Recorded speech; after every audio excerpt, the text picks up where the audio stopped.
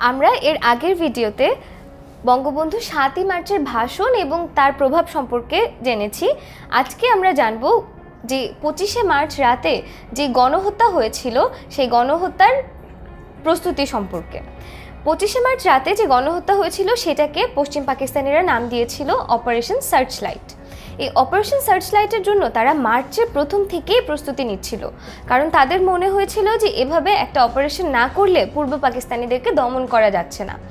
তারা ৩রা মার্চে এমভি সোয়াত নামে একটা জাহাজ চট্টগ্রাম বন্দরে পৌঁছায়। এই জাহাজ অস্ত্র এবং রসদ বোঝাই ছিল। এই অস্ত্র এবং রসদ আনা হয়েছিল অপারেশন সার্চলাইট করার জন্য, যেটাতে ২৫শে মার্চ রাতে গণহত্যা করা হয়। ১৪ থেকে ২৫ মার্চ ইয়াহিয়া খান এই পুরো অপারেশন সার্চলাইটের প্রস্তুতি পর্যবেক্ষণ করেন। এই অপারেশন সার্চলাইটের সার্বিক তত্ত্বাবধানের দায়িত্ব ছিল জেনারেল টিক্কা খানের।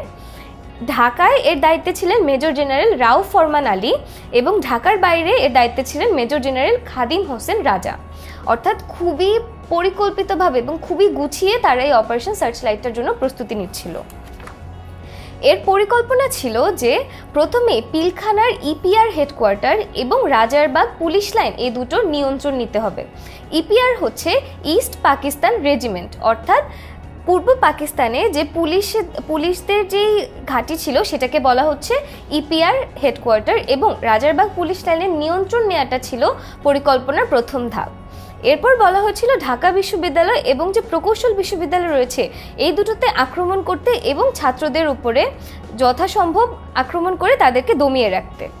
তারপরে যাতে এসব খবর বাইরে চলে যেতে না পারে সেজন্য টেলিফোন এক্সচেঞ্জ, রেডিও টেলিভিশন এবং স্টেট ব্যাংক এই ৩টা প্রতিষ্ঠানের নিয়ন্ত্রণও যাতে আর্মিরা নিয়ে নেয় সেজন্য তাদের নির্দেশ দেওয়া ছিল।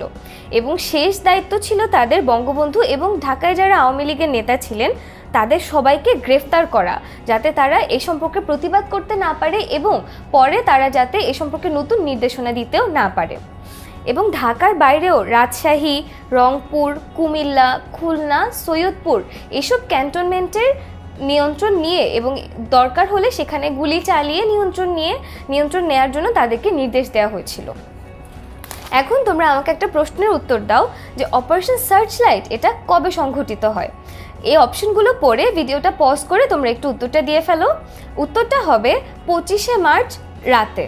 ২৫শে মার্চ রাতে অপারেশন সার্চলাইট সংঘটিত হয়। অপারেশন সার্চলাইটের আওতায় তাদের গণহত্যার নির্দেশ ছিল। এই গণহত্যার শুরুতেই ২৫শে মার্চ রাত 11:30টায় ফার্মগেটে একটা মিছিল যাচ্ছিল, সেই মিছিলে তারা গুলি চালায় এবং মানুষকে হত্যা করে। এরপরেই তারা পিলখানা এবং রাজারবাগ পুলিশ লাইন, একটু আগে আমরা পড়লাম ইপিআরএ ইস্ট পাকিস্তান রেজিমেন্ট, সেখানে তারা নিয়ন্ত্রণ নেওয়ার জন্য অস্ত্রহীন যারা অপ্রস্তুত যারা সৈন্য ছিল তাদের উপরে আক্রমণ করে।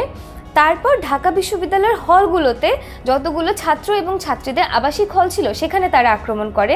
সেখানে তখনই 10 জন শিক্ষক এবং 300 জন ছাত্র মারা যায় এবং পুরো ঢাকায় সে রাতে 7000 থেকে 8000 লোকের মৃত্যু ঘটে। এরপর রাত 1:30টায়, অর্থাৎ তখন অলরেডি 26শে মার্চ শুরু হয়ে গেছে, এমন সময় বঙ্গবন্ধুর ধানমন্ডি 32 নম্বরের বাড়ি থেকে তাকে গ্রেফতার করা হয় এবং ঠিক গ্রেফতারের আগেই বঙ্গবন্ধু স্বাধীনতার ঘোষণা দেন। তাহলে আমরা এই ভিডিওতে জানলাম অপারেশন সার্চলাইট এবং এর আওতায় যে গণহত্যা ছিল সেই গণহত্যা সম্পর্কে। এর পরের ভিডিওতে আমরা বঙ্গবন্ধু স্বাধীনতা ঘোষণা সম্পর্কে জানব।